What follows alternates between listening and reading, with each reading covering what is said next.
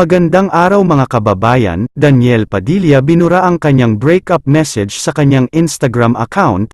Ang tanging natira na lamang ay ang picture nila ni Catherine na magkasama at ang solo picture ni Catherine na may kasamang dalawang aso, at may caption message sa ilalim na, "Ikaw at ako." Ang malaking katanungan mga kababayan ay bakit niya binura, bakit kaya, samantala magkasama naman silang pumunta sa Asia's Artist Award 2023 sa Philippine Arena.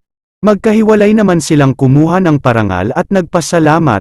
Narito ang video. Magandang gabi po sa inyong lahat. Anyong! Ayun, syempre maraming salamat. Thank you sa AAA and everyone, maraming salamat sa inyo. Enjoy the night and good night.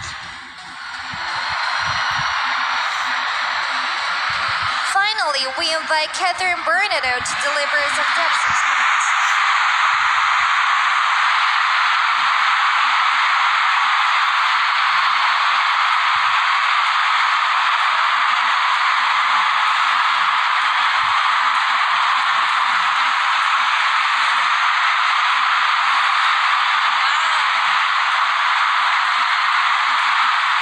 Hello guys! Magandang gabi sa inyong lahat. I hope you're all having a great time. For those of you who don't know me, my name is Catherine Bernardo and I am a Filipina actress. Wow! What an honor to be recognized tonight with these beautiful and talented people. Thank you so much, AAA, for this fabulous award. This is my first time attending this. Nakaka-proud na bilang Pilipino, tayo yung nag-host ng ganitong event, di ba?